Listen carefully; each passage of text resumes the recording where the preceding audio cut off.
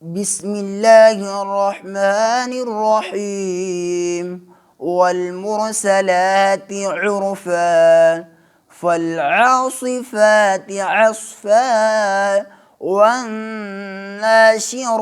نشرا فالفارقات فرقا فالملقيات ذكرا عذرا أو نذرا إنما توعدون لواقع فإذا النجوم طمست وإذا السماء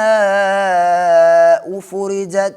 وإذا الجبال نسفت وإذا الرسل أقتت لأي يوم أجلت ليوم الفصل وما أدراك ما يوم الفصل ويل يومئذ للمكذبين ألم نهلك الأولين ثم نتبعهم الآخرين كذلك نفعل بالمجرمين ويل يومئذ للمكذبين ألم نخلقكم من ماء مهين فجعلناه في قرار مكين إلى قدر معلوم فقدرنا فنعم القادرون ويل يومئذ للمكذبين ألم نجعل الأرض كفاتا أحياء وأمواتا وجعلنا فيها رواسي شامخات وأسقيناكم ماء فراتا ويل يومئذ للمكذبين انطلقوا إلى ما كنتم به تكذبون انطلقوا إلى ظل ذي ثلاث شعب لا ظليل ولا يغني من اللهب إنها ترمي بشرر كالقصر كأنه جمالة صفر ويل يومئذ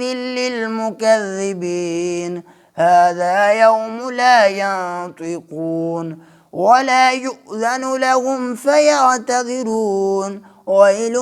يومئذ للمكذبين هذا يوم الفصل جمعناكم والأولين فإن كان لكم كيد فكيدون ويل يومئذ للمكذبين إن المتقين في ظلال وعيون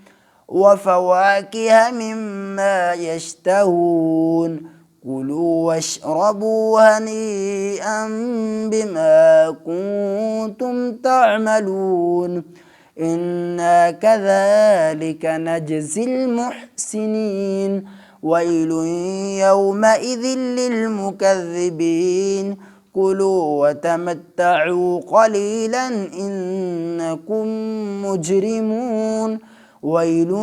يومئذ للمكذبين وإذا قيل لهم اركعوا لا يركعون ويل يومئذ